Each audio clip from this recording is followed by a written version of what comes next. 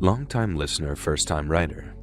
I'm a woman in her early 20s working my way through college and trying to come out the other side with as little debt as possible.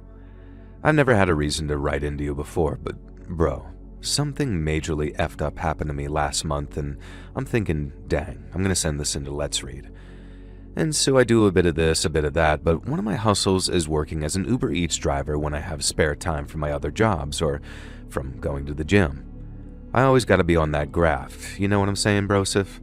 No, anyways, this one day I get an order that comes up on the app, a McDonald's delivery, and I accept it because I'm nearby. I don't recognize the address, which is odd because I know this town pretty well, but whatever. I took the order, waited longer than usual for the teenage workers to get their thumbs out of their butts and prepare the food, and then off I headed to my delivery location. It turns out it was right at the edge of the perimeter that we're allowed to deliver within, so basically the food was going to be cold as crap when it got there, and still, not my problem, I thought. They ordered it knowing the expected delivery time, and that's what microwaves are for. Now, I only say this because the further I got from the McDonald's, the more run-down and grody the neighborhoods got.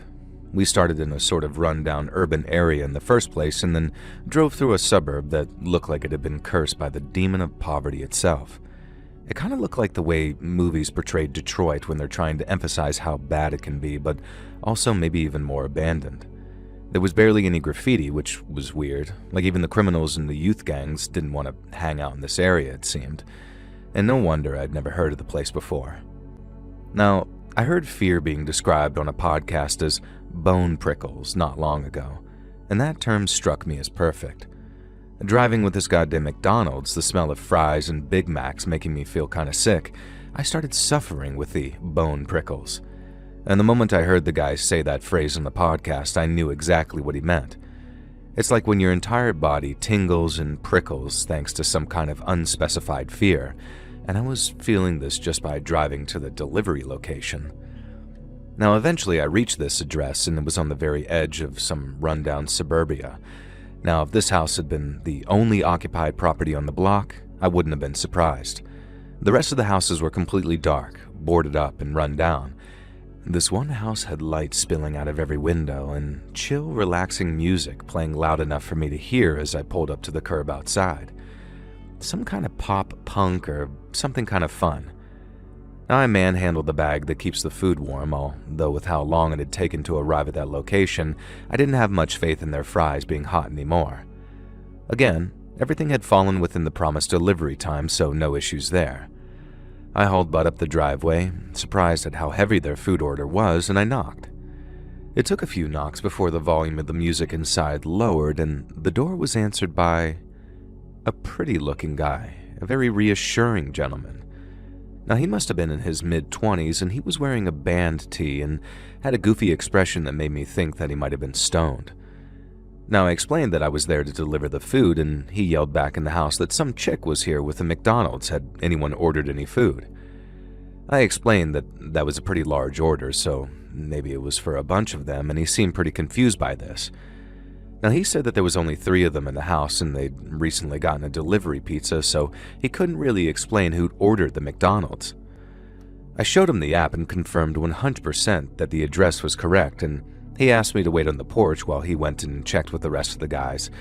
And so I was just stuck standing there while I heard vague noises from within. Muffled voices turned into banging and almost shouting, and I began to feel that bone prickle again.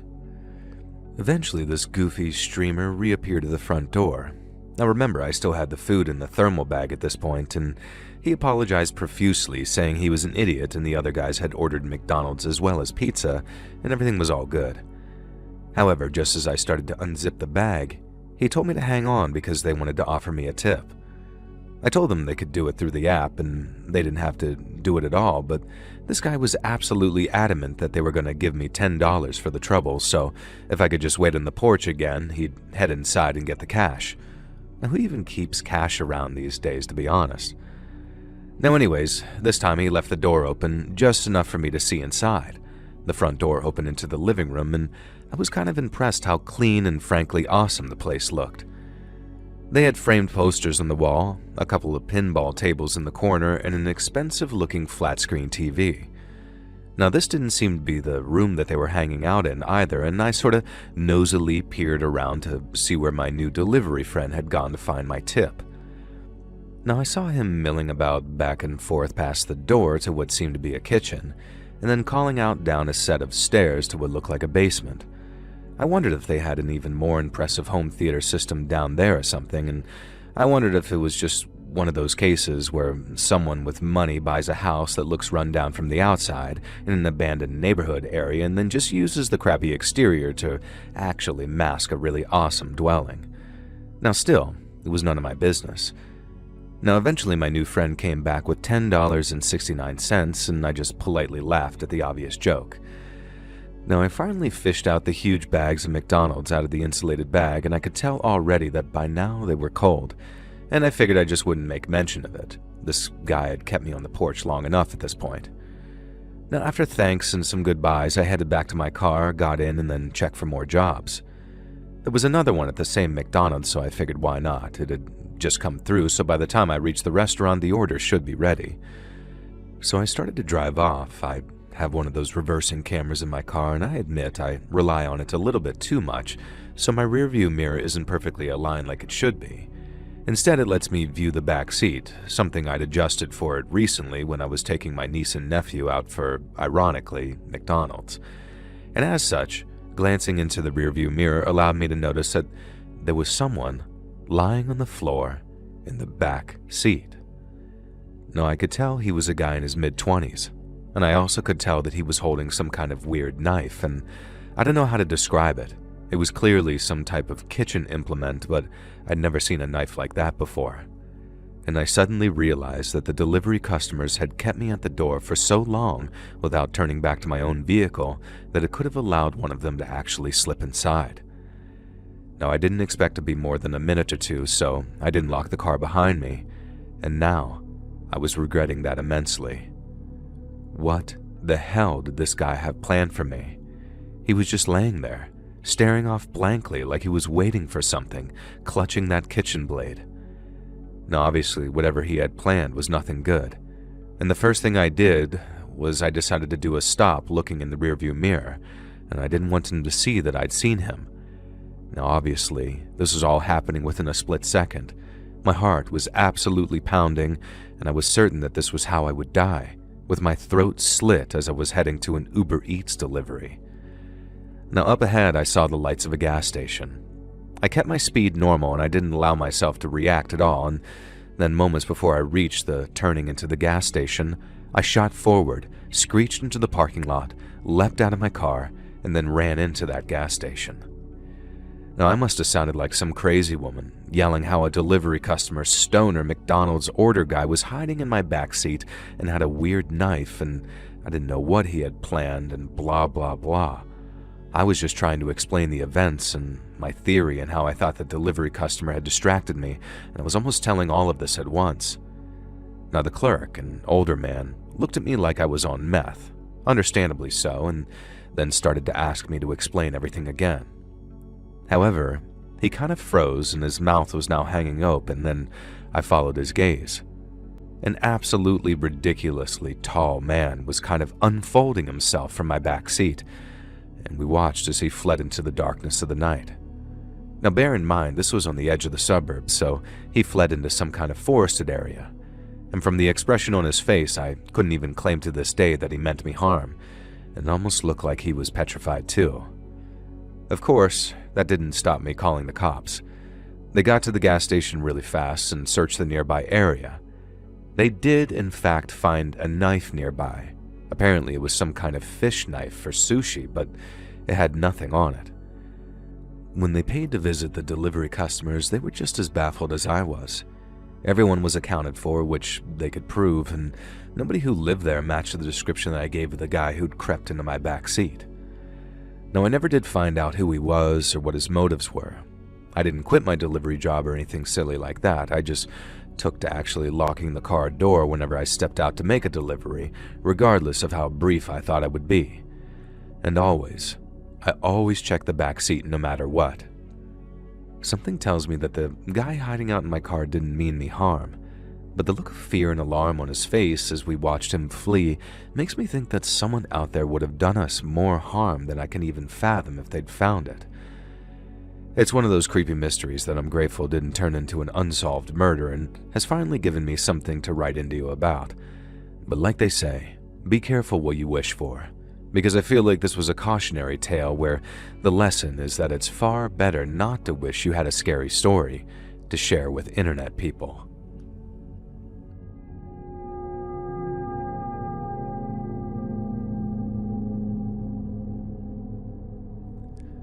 So I'm from England, and I won't say where so as not to dox myself or lose my job, but I'm a postwoman, or a postie as we say here, and I love my job.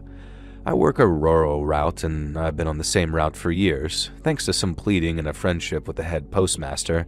Normally posties get shifted around all the time, and so I kind of know everyone on my little route, at least everyone who makes themselves known to me anyway. There was Stu, a mature student who would always be waiting at the door whenever the mail came and shared his latest work on marine biology with me. I hadn't started out as being remotely interested in marine biology, but Stu had mentioned a few things in passing and I'd been hooked, pun intended. Now there was old Mrs. Rader, who always seemed to have some insane medical ailment which she'd relay to me with the greatest of glee, and I became convinced that she was a medical miracle. And then there was the Four Bottoms, an extremely flamboyant glam rock band by night and a middle-aged polycule who enjoyed cardigans and gardening by day. And then there was Joe and Joanne, two twins with rich parents who often got Amazon parcels in the mail, and I've never seen two kids who were more spoiled but more grateful for everything they'd got. Now the one guy I never got to know was Farmer McKay, the allegedly grouchy postman-hating farmer who lived in the small holding on the outskirts of town. Now, to call it a farm would be extremely generous, but it did have a few goats, a couple of sheep, a pig, and some chickens, and it was also filthy, even by farm standards, and as far as I know, he made an entire living selling eggs and milk to locals. Now, I gotta admit, I prefer Sainsbury's. Now, one day, for the first time in about 6 years of doing this route, I was shocked to find that I had a collection for McKay's farm. Not everyone knows this, but you can book Royal Mail to collect parcels, often for free, instead of having to take them to a post office. McKay had booked a free collection with instructions absolutely not to knock and disturb him, but instead find the package in an outhouse which he kindly uploaded a picture of so there was no mistaking it. Now, I made sure that I wore my wellies that day as I didn't fancy wading across the sludge that McKay called a yard. It turns out I made the right call because the mud leading to the safe place outhouse was almost up to my ankles. When I opened the outhouse, I was met with a smell that almost made me gag. I didn't even want to look at what else he kept in there, but thankfully the Royal Mailbox was visible right at the front, so I grabbed it and headed back to my van. Now, halfway back to my vehicle, I noticed that the parcel was leaking. Real disgusting, foul-smelling liquid dripping out of the bottom of the box. Well, there's absolutely no way that I can take this as a collection for a million reasons.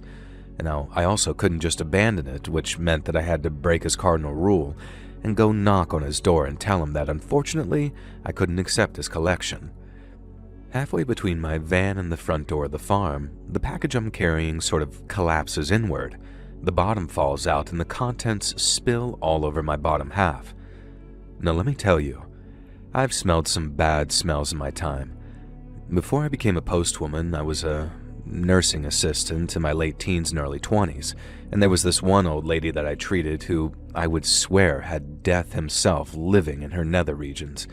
This made that smell like flowers and cinnamon. It was a pile of rotting, liquefying organs, and now it was covering as much of my legs and torso as it managed to besmirch. I dropped the destroyed parcel and threw up there and then, which really didn't help matters. And now I was kind of mad at Farmer McKay. There are extremely strict rules about what you can and can't mail in the UK, and rotting, liquefied offal is definitely a forbidden item. I didn't even need to check the handbook to know about that. But then I started looking at all that stuff. Maybe my imagination was running away from me, but I was sure that I could make out part of a human spine among the gore. An eyeball winked out at me, clearly fresher than some of the other unspecified parts that covered me, the ground, and everywhere. Now, I suddenly got this idea that McKay was trying to use the Postal Service to hide evidence of a crime. And standing out there in the open in the center of this small holding in the middle of nowhere, I suddenly felt very vulnerable and exposed. At this point, I didn't know what to do. I was convinced my colleagues would give me absolute crap if I fled the scene, but I started picturing Farmer McKay hiding behind a curtain, looking out one of the windows, a cocked shotgun aimed right at me. And so I kind of ran toward the main house. As the front door began to open before I even reached the porch, I wondered if I'd made a terrible, terrible mistake. But the man who stood on the doorstep wasn't Farmer McKay. I could see the resemblance, but he was a much younger man, and as he took in the sight of me covered in those organs and trembling in fear, I could see genuine guilt and regret on his face. He didn't invite me inside. You can hardly blame him. I was dripping in unspecified corpse juices. But there on the doorstep, he explained that Farmer McKay had been taken away by doctors the day before after increasingly strange and erratic behavior that had gone unnoticed by his family. He apologized profusely for the parcel collection being overlooked because they should have known that something was awry. McKay never sent packages. I was severely shaken, not least because I couldn't face the idea of getting in my beloved post van covered in this. And thankfully, the grandson, as that's who he turned out to be, helped me hose off the worst of it before I headed back to my van. It's what I saw in the back that really caused this to be a scary story, though. I made the mistake of glancing into the dilapidated barn as I trekked across the mud to my post van, and I only caught a quick glimpse because I looked away as quickly as possible. But no matter how many hot showers I took to wash off all those juices and the gore from my body, I could never scrub the sight that I saw from my mind. In the barn, Farmer McKay had piled what were presumably all of his animals. I couldn't make out which species they were. They'd all melted into one festering, indiscernible pile of corpses. A number of empty cardboard boxes sat nearby, and I can only assume McKay planned on shipping the remains of his animals to various places. To this day, it drives me mad that I never checked and don't remember who the recipient of the original parcel was. I have no idea what his motive was for mailing these liquefied parts, and I guess that's partly the problem with whatever was wrong with him, dementia or whatever had befallen him. It doesn't make sense. He could have been aiming for revenge on his enemies, and he could have believed that he was shipping genuine prime cuts to customers of his farm. Either way, I'm not sure I ever want to know. The McKay small holding was demolished not long after, and after what I saw, I can't say I'm at all sorry that it became one less stop on my postal route.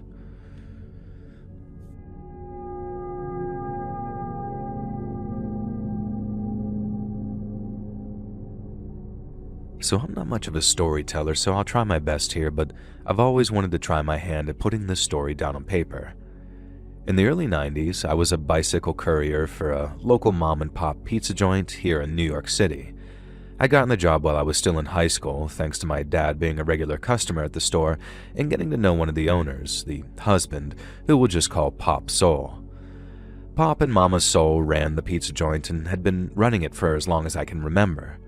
It had been my favorite pizza place ever since I was a little kid, and I'd even had a couple of birthday parties there, even though I was only really designed for a handful of dine-in customers.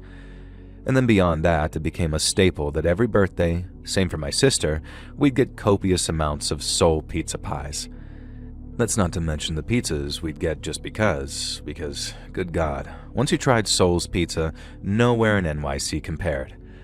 Now, my brother, who'd left home by the time I was 6 or 7, never seemed to eat at that pizza place. And when I asked him one time, he just said that he wasn't a fan of a lot of things about them, quote-unquote. So one day, my dad calls me aside and says, "Son, I got you your dream job." Now, at the time, I wanted to be a military sniper, an F-18 pilot, or a pro street racer or something like that, but I was pretty sure that Dad hadn't hooked me up with something like that. But when he told me that I was going to be a bicycle delivery boy for Soul Pizza, I was almost as psyched, especially because this meant that I got one free pizza a week and a 10% discount off orders like all the time. And I got to ride my bike all over the city, something I loved doing anyway, while getting some cash in my pocket to see me through the last year of high school. What could be better, I thought. and things went absolutely smoothly with Soul Pizza for the first month or so. According to Pop Soul, I was, quote, the best goddamn bike boy they'd ever had, and hiring me was the best decision he'd ever made since marrying Mama Soul. And considering he had kids and had no doubts made other major decisions since then, I wasn't sure I believed all this praise, but I wasn't going to argue if Pop wanted to keep me sweet. Now, the free pizza was a kicker too. The first couple of weeks, I was too shy to ask for anything but a margarita, but then one day, Pop says, "Come on, son. I know you like your pies heavy with toppings. Go nuts. Ask for whatever you want." And so I did. I tried out so many combinations, so many wild pizza mixtures that, by God, I wish I could remember some of them, because I swear if I could start my own pizza chain with pre-made pizzas using toppings that nobody ever thought of before but are absolutely heaven-sent. Now, unfortunately, the events that happened a few months into my time at Soul's Pizza kind of made me forget everything that had gone down, other than the incident.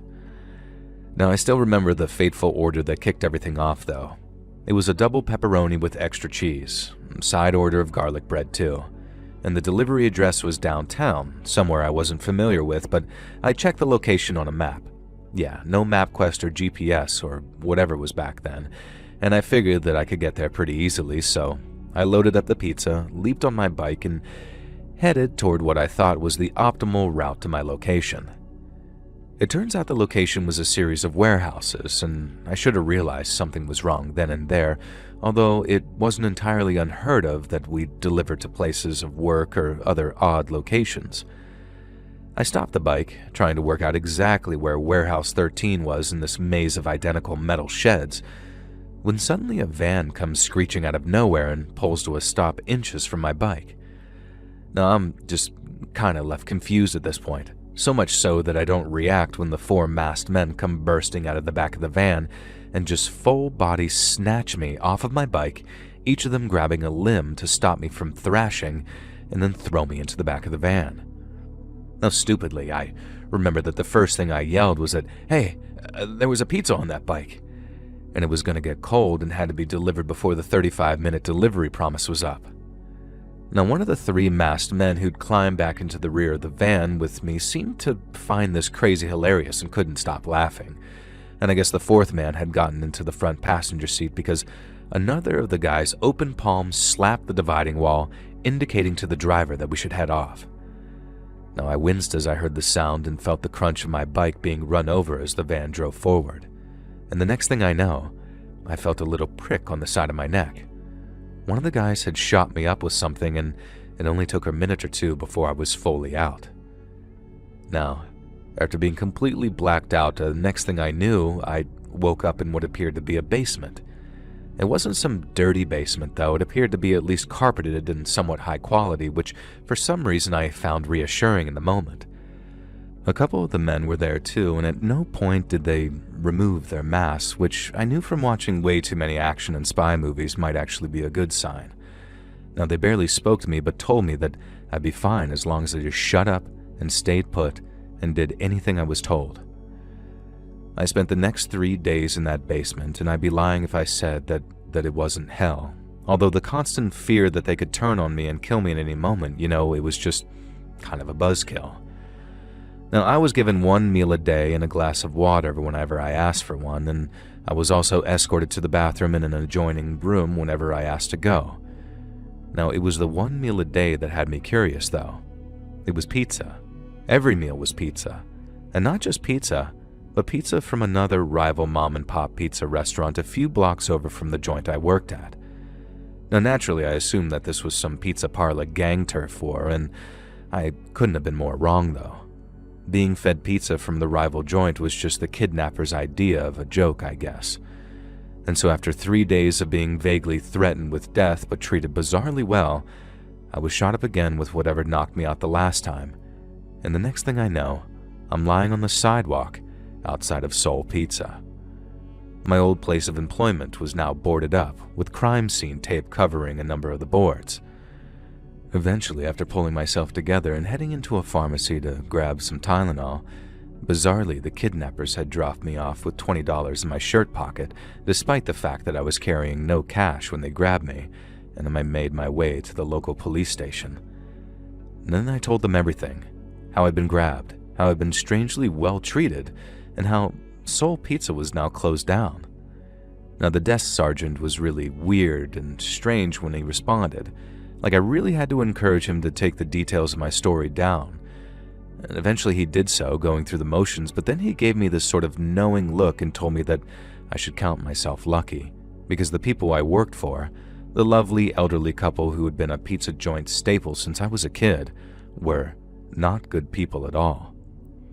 He then explained that there had been a police raid while I was kidnapped, and wasn't that weird and lucky that I hadn't been caught in the crossfire and ended up safe. And then he asked me to pass his regards to my much older brother, who himself was a cop working vice at another department. Now, it was all incredibly baffling and strange, at least until I spent some time thinking about it.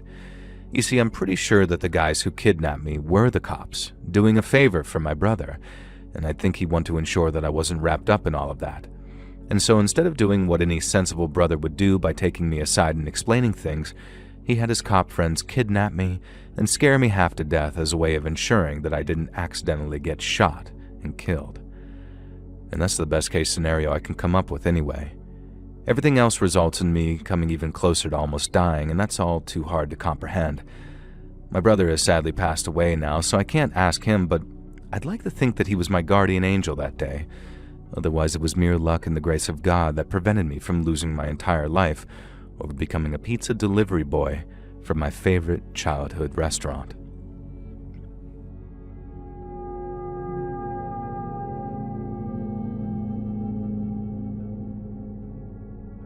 When I was a little kid, for reasons I won't go into, I lived with my maternal grandparents around 80% of the time.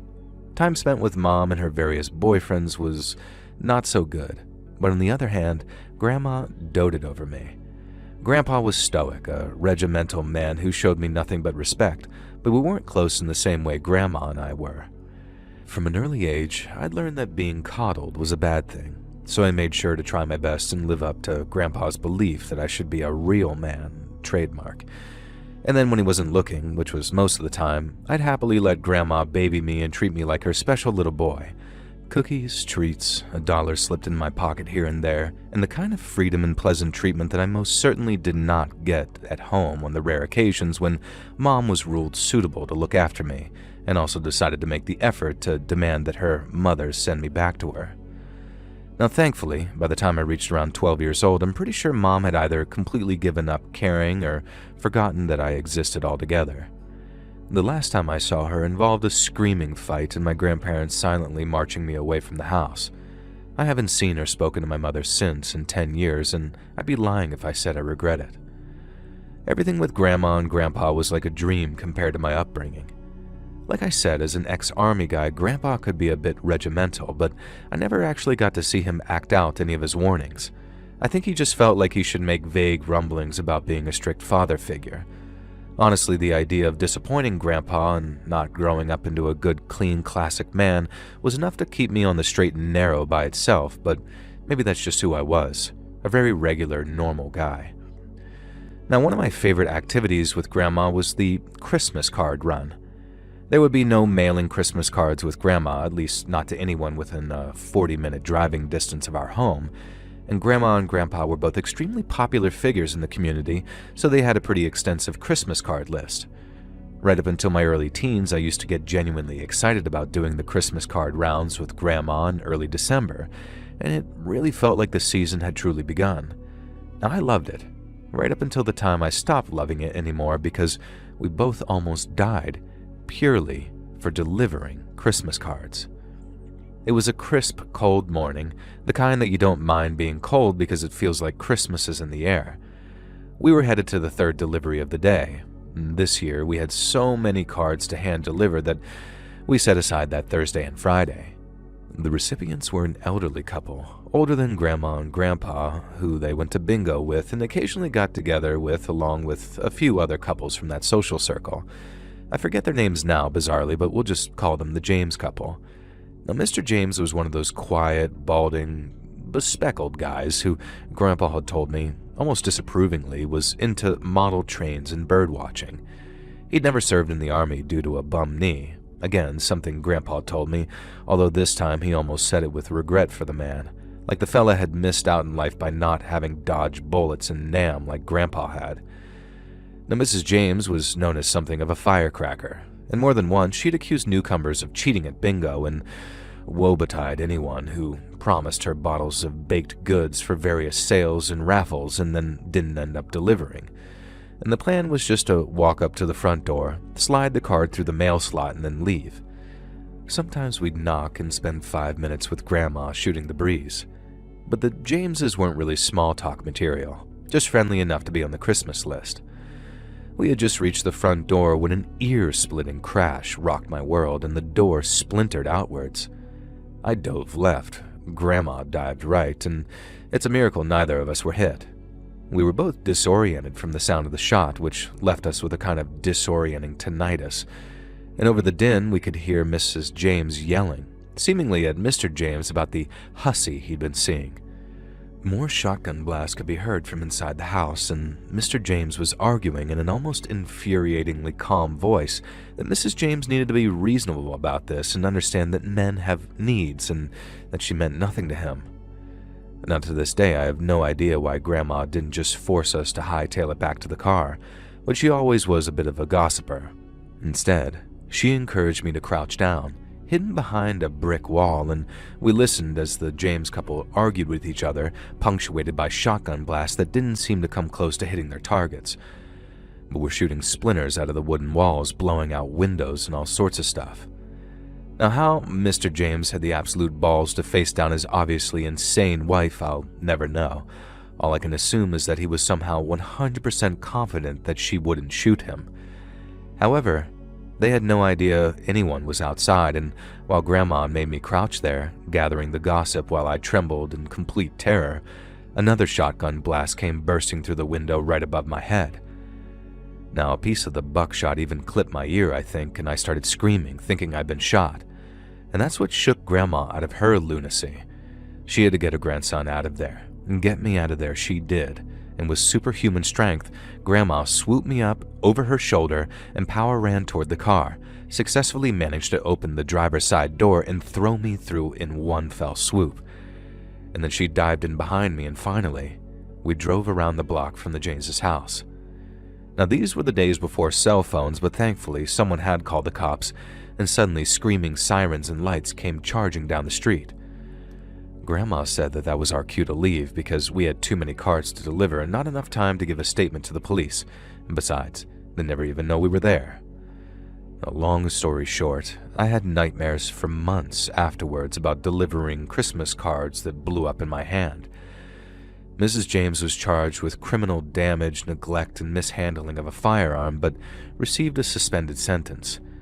This was aided by the fact that Mr. James did not press charges, and in fact the couple stayed together after all that ordeal. Grandma and Grandpa avoided them as best as possible at bingo, though, and did not socialize with them anymore.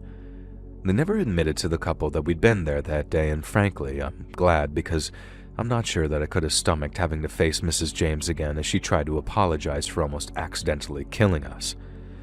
We still continued delivering Christmas cards together for the next few years, until my high school studies meant that I was a little too busy to spend as much time with Grandma.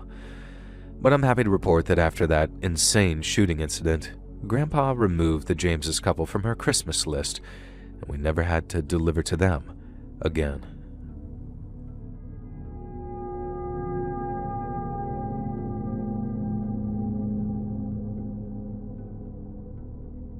No, I'm just going to admit this up front.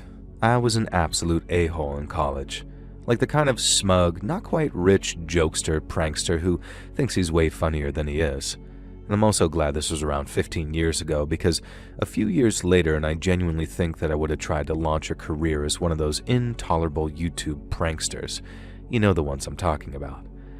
Now, thankfully, my pranking days extended solely to being the class clown, and this led to a certain fraternity paying attention to me and encouraging me to pledge, so I did. Honestly, I loved the hazing. I was the one getting pranked, sure, but it made me the center of attention, and I was always up for going a step further than my fellow pledges. Now, looking back, I probably came across like the most cringe tryhard imaginable, and the frat bros scouting me out must have thought that they'd lucked out with a clueless gooner like me. Now, I still wonder to this day whether if things had turned out differently, I would have been rejected from the fraternity anyway, and I kind of think that maybe I would have as the ultimate prank. And so when I was doing my initiation, it was back when Amazon had just gotten really big, and with their meteoric rise, we'd also seen a decline in the quality of delivery drivers. It was that weird period between Amazon drivers treating your packages like a Goomba from Mario, and Ring doorbells only existing for the rich and famous. And so regularly, Amazon packages were just free for the taking, dumped into people's yards or left on their front doorsteps ready for some complete idiot like me to come along and swipe them, and then inevitably trash the contents unless it was something really good, which it never was. Now, I must have stolen upwards of 15 packages from poor, stupid Amazon customers. Now, one time I got a box of lingerie, and another time there was this wiener pump, and those are literally the only two remotely interesting things I stole. Mostly I just took people's vitamins, a dog bowl, a little plush toy, and some exercise equipment and other assorted stuff. And then one day, I saw it. A large tantalizing package sitting on a doorstep just there for the taking. It had to be something good, like a microwave oven or a custom kitchen delivery. It just had to be, and I knew it. I could feel it in my bones, so I had my idiot cameraman, another pledge, film me creeping up to do a crab walk in a hoodie and jeans like I was some type of Temu iDubbbz. And then I grasped the package with both hands and yanked it backwards. It exploded. And I don't mean one of those cute glitter bombs that they use now. I mean, it literally exploded. It burned my face and scorched my hoodie, the polyester, right to my skin. No, I was screaming and disoriented in absolute agony. My cameraman, the coward that he was, had already shrieked and ran away. And then they came, leaping out of the bushes, a group of masked men waiting for me to try to steal that package.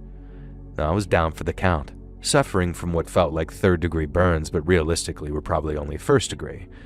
They felt worse, though, as the masked men started kicking and punching me. They were yelling at me for being a thief, a scum, a criminal. They said I was everything wrong with America, that I was ruining the fabric of this goddamn country. All because I tried to steal an Amazon package as part of a fraternity prank. And you know what? I can't disagree with them. I was a prick, and I deserved a kicking. And I can't say I deserved the shattered eye socket or the permanent limp or the shattered arm that required a metal rod to hold it together, and maybe that punishment was a bit extreme. But at the time, I did convince myself that I deserved it. And the paramedics were called by a neighbor, obviously, long after the masked men had disappeared. But I told them I was jumped by a gang of young people from a rival college, and no, I had no idea who they were, and I preferred that they didn't pursue the crime if possible. And the cops honestly seemed all too happy to oblige. Less work, less paperwork, I guess. Now, I really did convince myself that I had it coming, and maybe I was right. Maybe I did. But here's the really weird part, though. I went back to that house months later, and I wasn't sure if I'd approach or not, but I decided to just watch from my car for a while. Maybe it had new owners. Maybe this wasn't who I tried to steal the package from. But the people living in the house now were a young family with 2 young kids. None of them seemed like the type to be involved in a violent assault. And so to this day, I don't know if I was targeted by someone related to the household or a group of violent vigilantes who were going after people like me. Now, the latter idea is kind of terrifying because it kind of makes me wonder, what if they decided that I haven't changed my ways enough and come after me again? Now, I've tried my best. I've tried to be a clean living boy, and one thing's for sure. I did not pursue joining that fraternity after all, and a regular dorm room and weekly chess club is all the excitement I want in my life. Thank you very much.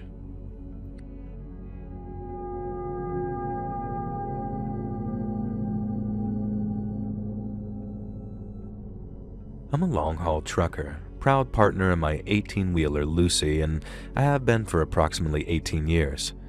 This story I've got to share is from my first few years on the job when I was still a little youngling, excited by everything and not yet world-weary, as they say. I love the CB radio for one, and I'd always have a chat with fellow drivers if anyone was acting particularly talky on a given night.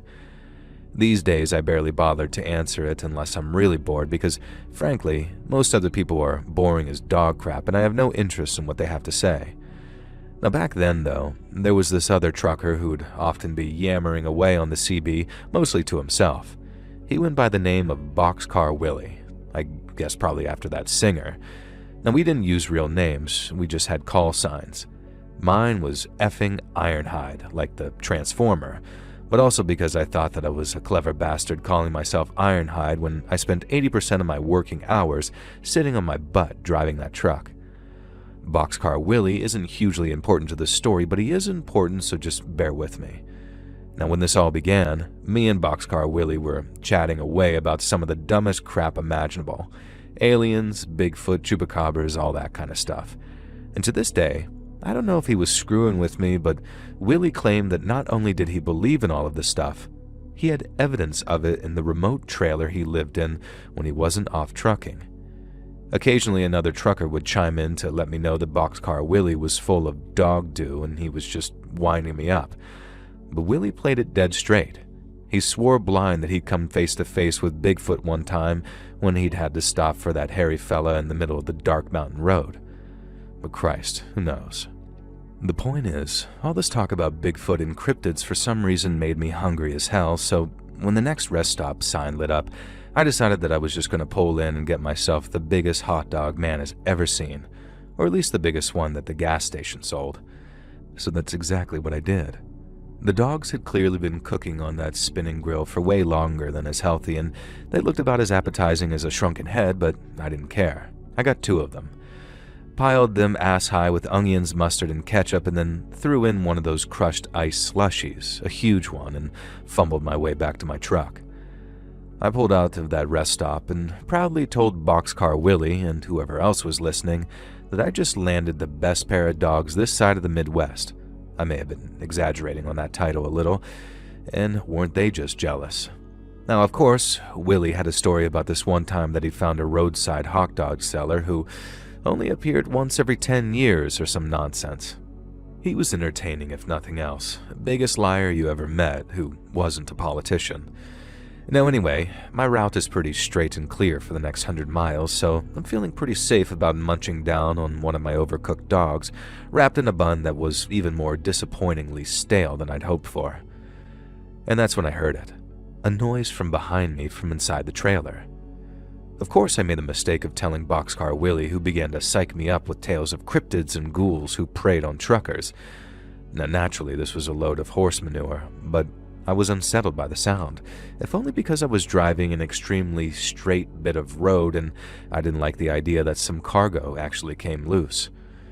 Now after a while the sound stopped and I figured whatever it was had kind of sorted itself out. Now I forget what I was carrying at the time, but it was kind of a heavy electrical goods situation that couldn't really easily get damaged, so I paid it no mind and carried on driving. And then I heard some more noise from behind me. I listened real hard, but by now I'm convinced that there are footsteps in the back of the trailer. I mentioned this to Willie, who of course has a story of something similar, only this one gets under my skin and actually spooks me. Can't even remember the crap that he shared at the time. Now on top of that, I'd finished my hot dog, drank way too much of my slushie, and I needed to piss. And there was no rest stop for miles, so I pulled onto the shoulder, scanned the darkness for any vehicles. There clearly were none coming for quite a few solid minutes, and got out. I took a piss first. I didn't want to pee myself in fear at whatever might be in that trailer. And then I examined the trailer itself. It was fully locked and sealed in a completely satisfactory manner, really. And the idea that someone had gotten in while I was getting my gross hot dogs was really unlikely.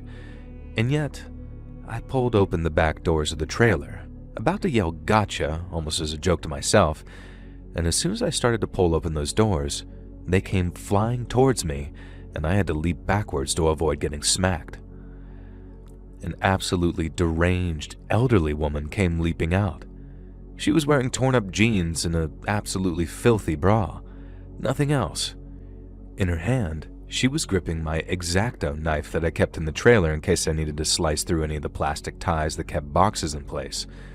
And this woman, I swear to God, hissed at me and lunged at me, and with a strength way unexpected for a woman of seemingly her age. She shoved me onto my ass so hard that I had a bruised tailbone for a week, and then she swiped at me with that X-Acto knife, more of a warning than anything else, and disappeared around the side of the cab. Now, I'm not one to get knocked on my butt by anyone, let alone a methed-out granny, so I scrambled to my feet and headed to that cab. Instead of being long gone, the old woman was sitting in the driver's seat, munching away on my second hot dog, and a look of pure bliss is on her face. I slammed the driver's side door shut, locked it with the fob from outside, and then called the cops. Thankfully, I did actually have service, and it took them over an hour to show up, during which time I watched as the meth-head grandma ate my hot dog, finished my slushie, and then just fell asleep behind the wheel of my 18-wheeler. And when the cops finally got there, they picked her up. They couldn't get any straight answer out of her about how she'd gotten into my trailer, and she apparently couldn't even speak English at all. I checked the cargo, and she'd done no damage to anything back there, so when the cops asked if I wanted to press any charges for assault, I just decided against that, so long as they made sure that she got the help that she clearly needed. Plus, I had a deadline to make, and I was already a whole bunch behind schedule. As I finished my delivery, I shared that story with the CB radio, and you can best believe that Boxcar Willie had some kind of bat crap story about a ghostly woman who matched her description, but this time, it was the first time I could see through the fact he was clearly making it up on the fly. His silly ghost stories were nothing compared to the real fear of facing down an unhinged woman being with a sharp weapon, never knowing how they'll react. I hope the old lady got the support she needed. I try not to think about how she got into my trailer. I'm pretty sure she must have snuck in when I originally loaded the cargo, which meant that she'd been back there for a good 6 hours before I caught her. Now, I'm just glad things played out the way they did, and some poor worker boy at the end station didn't end up taking a blade to the throat. Now, people are strange, scary, and weird, and that's why these days I keep to myself, and instead of spending all my time answering the CB, I've learned to appreciate the solitude that being a trucker allows.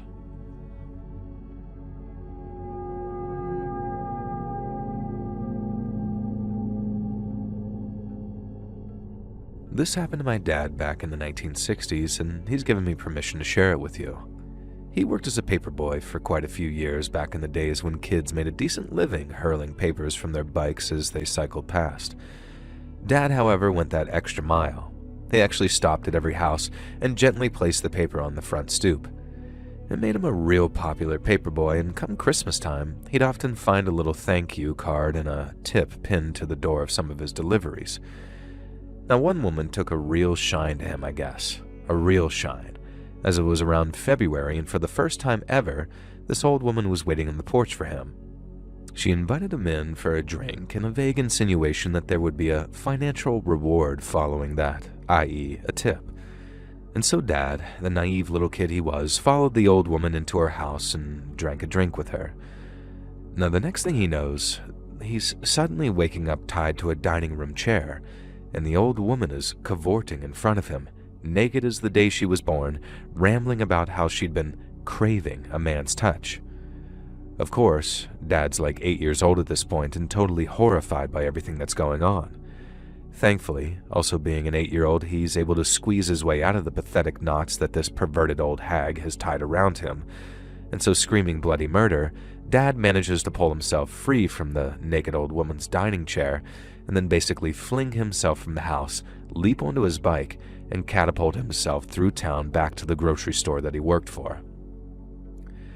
And when he got there, the owner took him aside and, a weird turn of events, offered him $10, a hell of a lot of money back then, to keep quiet about the whole ordeal.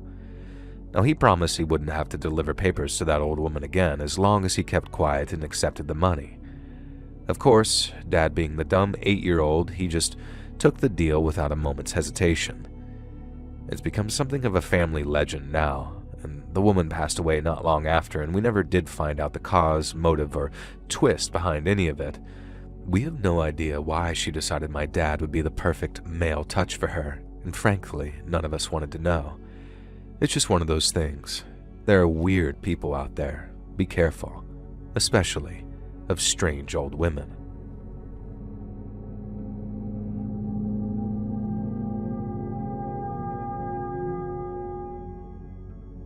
So something absolutely insane happened to me the other day, and I don't know who else to tell other than the cops, obviously, which I haven't done, and I hope you'll understand why. It was like 10 p.m. and I was just hanging out at home alone. My girlfriend was studying, so she wasn't over that night, and I heard a crash from outside and just kind of dismissed it as being the usual neighborhood crap. And then there was a knock at the door. I was a bit unsettled, obviously. I don't live in the safest neighborhood in the world, and so I looked through the peephole, and there's a pizza delivery guy standing there wearing what is clearly the uniform of a very famous pizza delivery brand. I can see over his shoulder that he has a branded delivery van as well, so okay, cool, seems pretty safe. But I didn't order pizza. Maybe my girlfriend did as a sort of treat, so I opened the door to the guy and began to explain to him that I didn't order that myself.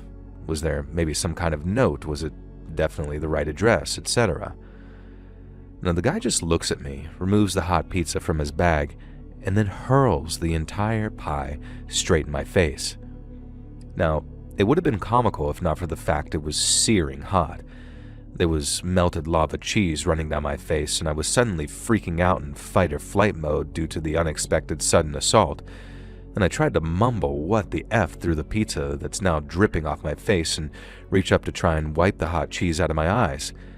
And that's when the delivery driver aims a swift, hefty kick straight between my legs, kicking me square in the nuts. Naturally, I doubled over in absolute agony, which at least had the bonus effect of causing any remnant pizza to droop off my face. And I'm just there gasping for air, gripping the side of the door, suddenly convinced that this lunatic driver, as some kind of pizza-based serial killer, is going to plunge a knife deep into my chest. Now, I tried to mumble and ask what the hell was going on, and then I distinctly and clearly hear this pizza guy, who I swear to God sounds like that acne-ridden teen from The Simpsons, go, "This is for my mother, you scum-suck psycho." I'm just absolutely floored. I have no idea who this guy is, or who his mother is, or what I've done to her. Possibilities start running through my head, but I barely have time to consider them when he sort of croaks and squeaks and then says, Oh, I'm so sorry. I've come to this wrong address. I'm so sorry." I managed to look up through tears of pain to see him run through my yard and leap into his very clearly branded pizza delivery car, and then he drives away at full speed. And that's when I realized that the crash I heard from earlier was this delivery psycho driving over my mailbox. And so I went inside and cleaned myself up and thankfully realized that I haven't suffered any serious damage from the scalding pizza to my face. And so naturally the first thing I do is call up my local pizza place that had that name and ask them if they had a delivery driver in the area. Apparently they'd been expecting my call because the girl in the other end of the line, who sounds like a pretty young person herself, suddenly starts begging me not to call the cops and apologizing over and over, saying that if I knew the full story, I'd understand. Now I asked the girl to tell me the full story and she just said she can't. But if I promise not to call the cops, my next 3 pizzas will be free, and then I can order another free pizza every 6 months. And I genuinely weighed the option. I mean, it would be insane to take them up on that offer, right? But I'm a broke college student at the time. No harm was done. I have a funny story to tell friends, and I'm getting multiple free pizzas out of this deal. Plus, if someone has screwed with my mom in the way that was serious enough to cause this guy to act like this, I guess I can probably sympathize. And so I didn't call the cops, and I took them up on the offer of the free pizzas. The first one arrived tonight. Do you think I did the right thing? I guess I'm just kind of easily bought.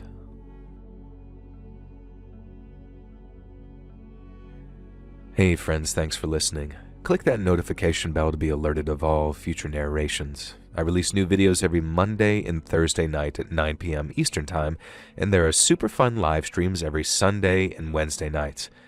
If you got a story, be sure to submit them over at my email, letsreadsubmissions@gmail.com, and maybe even hear your story featured on the next video.